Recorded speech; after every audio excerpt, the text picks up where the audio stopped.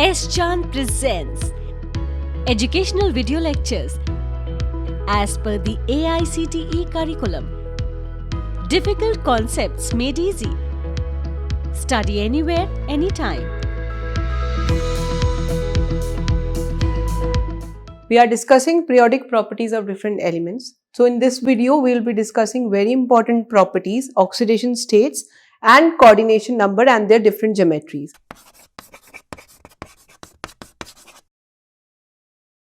Welcome to S. Chand Academy, myself Dr. Garima Gaba. If you want to read more about this topic, you can refer to the book by S. Chand Publishing.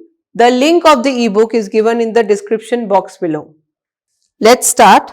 So the topics which we are going to discuss today are oxidation states, coordination number and geometry. So we'll divide into two parts. In the first part, we'll be discussing oxidation states, and in the second part, we'll discuss coordination number and we'll look into different geometries of different coordination number. So let's start. First, oxidation states. What are oxidation state? Oxidation state or oxidation number, it is the hypothetical charge of an atom if all of its bond to different atoms were fully ionic. So if all bonds are fully ionic, what would be the oxidation state or oxidation number?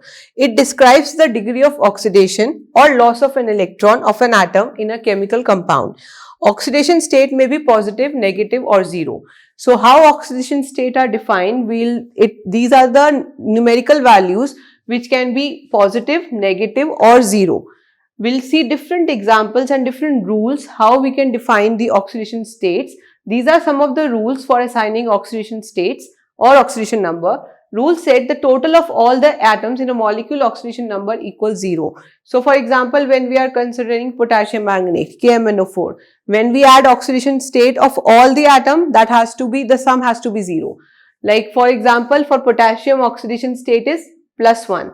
For manganese, if we'll consider as +7, and oxygen, each oxygen atom is having oxidation number as -2. So there are 4 oxygen. So we'll do 4 into -2. That will result into +8, 7 plus 1 -8. So that is equals to 0. So first rule, the total of all of the atoms in a molecule oxidation number equals 0. So if we add in any of the molecule, if we add all the oxidation number, the sum has to be 0. Likewise, for example, if we know that the sum of the all oxidation number is 0, if we don't know the oxidation number of any of these elements, so we can just put the value of x over there and we can find the value of x like we do in the normal maths. Rule second says an atom's oxidation number is always 0 in the most basic form. So whenever an atom is existing in the most basic form, the oxidation number is always 0. For example, oxidation number of hydrogen, oxygen, nitrogen, phosphorus, sulfur, selenium, copper, silver in all its basic form like H2, O2 respectively. This is 0. So if any of, for example, if there is an element in the form of N2 in your molecule, then you can simply put the value of that oxidation number of that particular element as 0. Alkali metal like lithium, sodium, potassium and so on have an oxidation state of +1. So for example, in sodium chloride, chloride is having oxidation state of -1 and we know that sum has to be 0. So oxidation state of sodium is +1, and if we'll do the calculation, we'll get the total number of oxidation state as defined by the rule 1 as 0.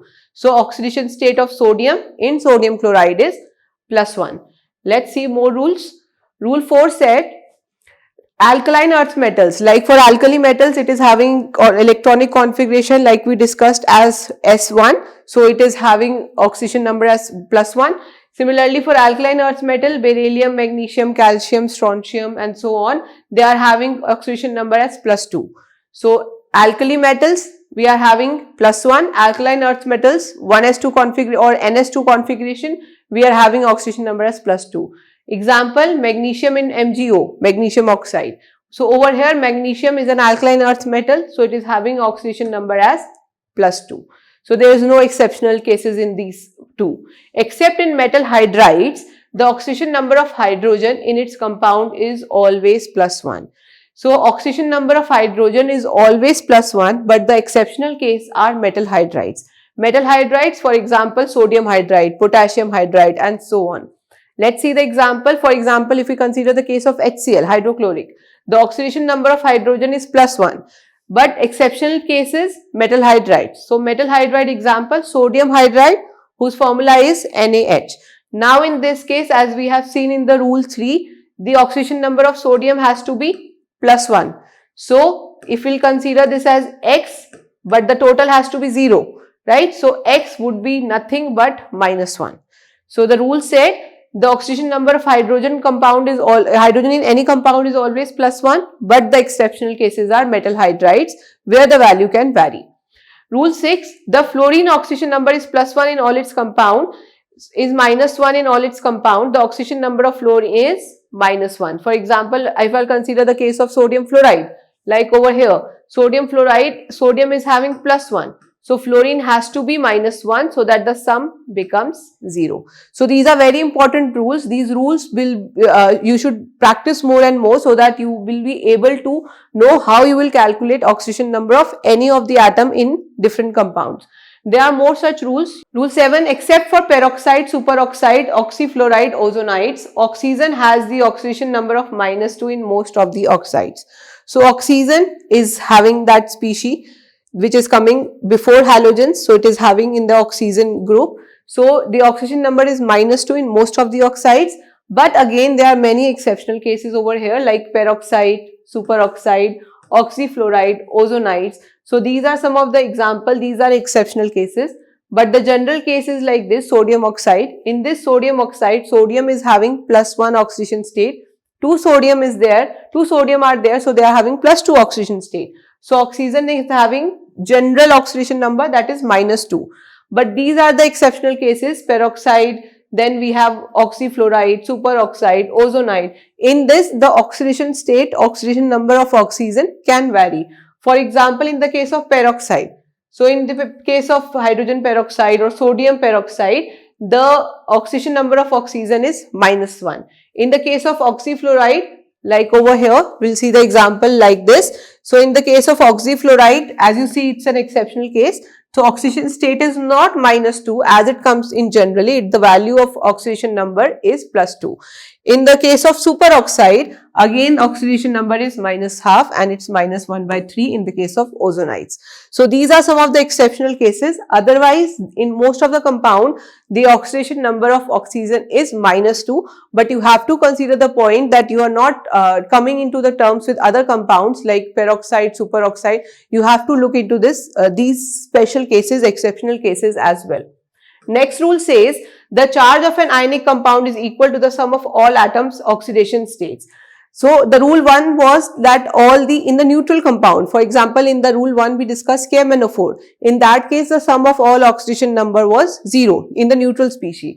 But when we are considering the charged species, for example, sulfate ion, SO4 2-, in these cases, the oxidation number, when we add all these, that has to be, the value has to be equals to -2. So the oxidation number is +6, oxidation number of oxygen is -2. So we can do both the cases, like if we know the oxidation state of sulfur and oxygen, like oxidation state of number of sulfur is +6 and oxidation number of oxygen is -2, which is the general oxidation number.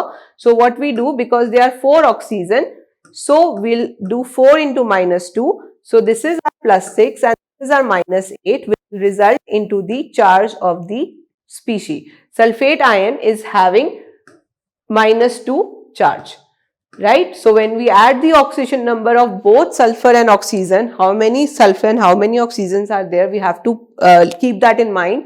So the final charge would be, or final oxidation number would be the charge of the species. And we can do differently also, because if it doesn't know the oxidation state of sulfur, so what we can do is we can put the value of X over here, and oxygen is generally, if we are not considering these exceptional cases, the oxidation number of oxygen is -2. It is just given on the top of this rule. So what we do is 4 minus 2, and we should get the sum as -2 because that is the charge of this species. So this is the oxidation number of your sulfur, and this is, we are getting -8. This is, we are getting -2. As a simple maths, you know, when we move from this to the opposite direction, the charge will change. So this is +8 and this become +6. So basically we can calculate, we can do both the calculation. If we know oxidation number of all the species, we can find out the total charge on any species. And if we know the total charge, the ion exists like this, and if we don't know the oxidation number of any of the species, then we can find that as well.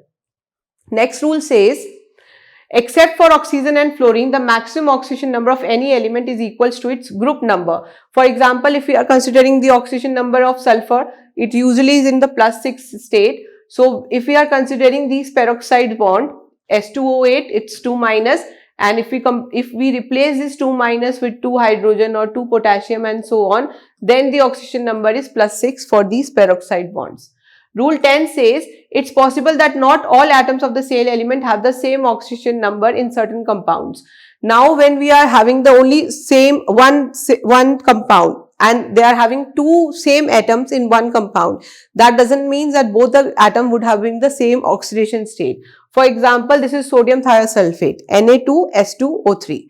Na2S2O3, if we calculate the oxidation number of both the sulfur in this case, if we can easily calculate, see oxidation number is having -2 and +6. One sulfur of this thiosulfate has S2O3.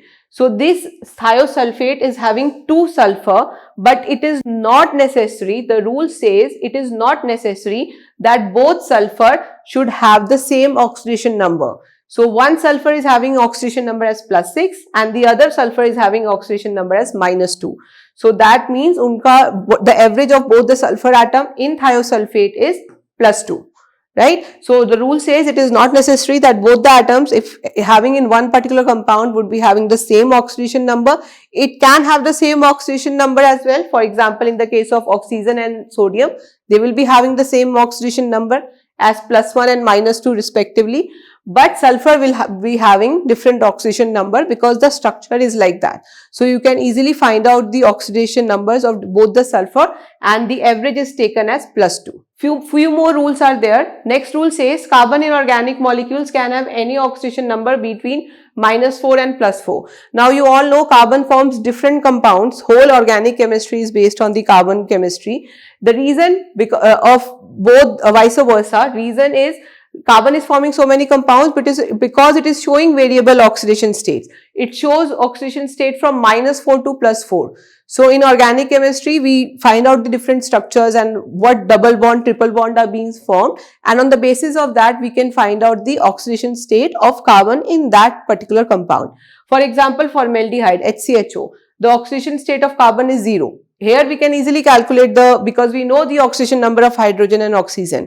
Similarly, in any organic compound, we can find out the value of carbon, but we should keep in mind that the oxidation number of carbon is not fixed. It can vary from -4 to +4 because it comes into the middle range of your p block. So it can easily lose 4 electron and it can easily gain 4 electron. So that's why it is showing -4 plus till +4 oxidation number.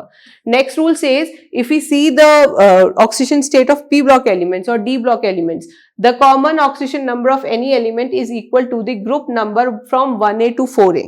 Now when we are considering from 1a to 4a in the long form of periodic table, which we have already seen in the previous videos.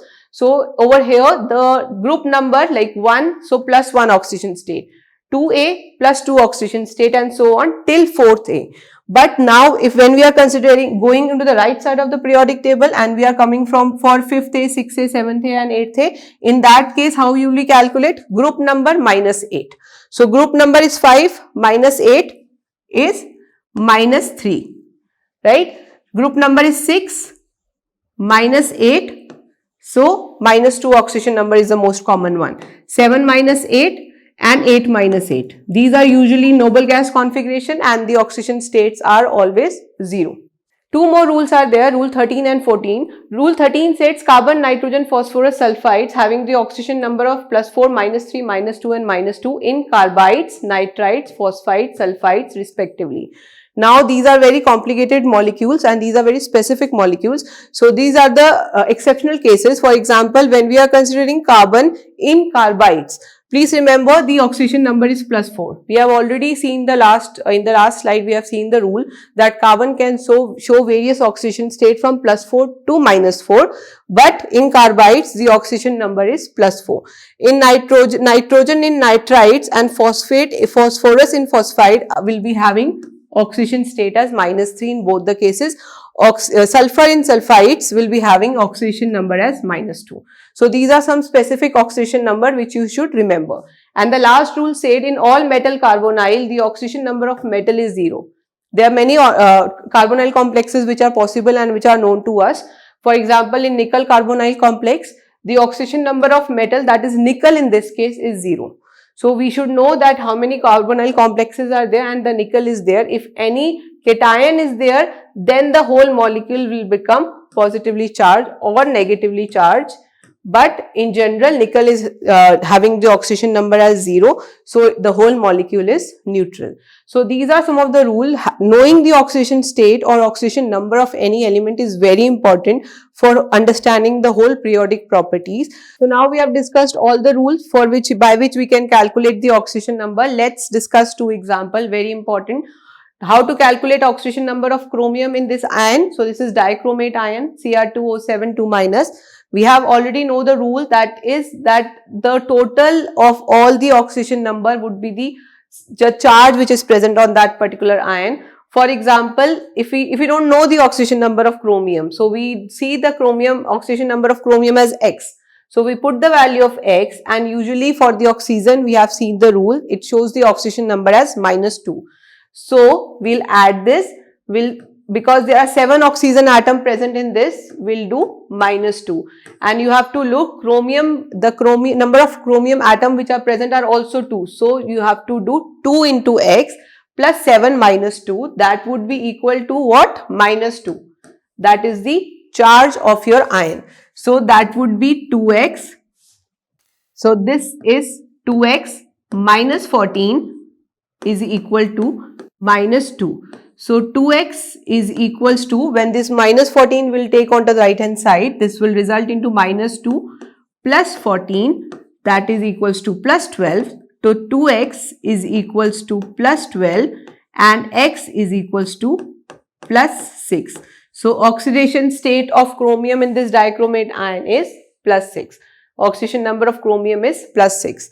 Next, consider the example of oxidation number of nitrogen. Let's see this example also. This is very important example. Oxidation number of nitrogen in ammonium nitrite. The formula of Ammonium nitrite. NH4 NO2. Because NH4 is present as NO2, NH4 is present as +1, NO2 is present as -1. This whole complex is neutral. So what is the oxidation state of nitrogen in Ammonium nitrite. both? Nitrogen will be showing different oxidation number. Nitrogen in the case of ammonium is having different oxidation number. Nitrogen in the case of a nitrite ion is having different oxidation number. How do you calculate? Calculate it separately. For example, how you will calculate the oxidation number of nitrogen in ammonium ion? Keep the oxidation state of nitrogen as X plus 4, because 4 hydrogens are there and each is having oxidation number as +1, and this is equals to +1 because charge on the ion is +1. And if we'll do this simple calculation, -4 will go on the right hand side, so the charge will, or the sign will be changed. So this is equals to +1 minus 4, that is -3. So the oxidation number of nitrogen in ammonium is Ammonium nitrite. -3. And when we have to calculate the oxidation number of nitrogen in nitrite ion, so we'll keep it as X -2, or you can say +2 and -2, because we have to add, and oxidation number of nitrogen of oxygen is -2, and we'll keep it as -1 because the charge on this species is -1. So X -4 is equals to -1, and we'll take it on the right hand side. So this will becomes +4, that means +3. So now the oxidation number of nitrogen in nitrite anion is +3. So both are having different oxidation number. This is also a rule which we have already discussed in the previous slide. See, oxidation number of nitrogen in Ammonium nitrite. ammonium is also having nitrogen, and nitrite is also having nitrogen. So both nitrogen will have different oxidation state. oxidation state of nitrogen is -3 in ammonium ion, and oxidation number of nitrogen in nitrite ion is +3. So these are very important example. As many example you will carry on with these rules, you will be able to understand the topic better. So this is the end of our part 1, where we discuss very important property, oxidation number. How you will find out the oxidation number. There are different rules which we have discussed till now, and we have considered their examples as well, like how to calculate oxidation number in different compounds. As many examples you will practice, you will be able to have the more clear idea of these rules and how you will put these rules into practice. So in the second part, we are going to discuss very important property, that is coordination number and different geometries. So how many coordination numbers are there, and which are the most stable coordination number known to us, and why they are most stable, and different geometries which are possible. All these we are going to discuss in the second part of this video. And if you want to read more about this topic, then you can refer to the book by S. Chand Publishing. Please share, like and subscribe to our videos, and press the bell icon so that you can get all the notification from S. Chand Academy.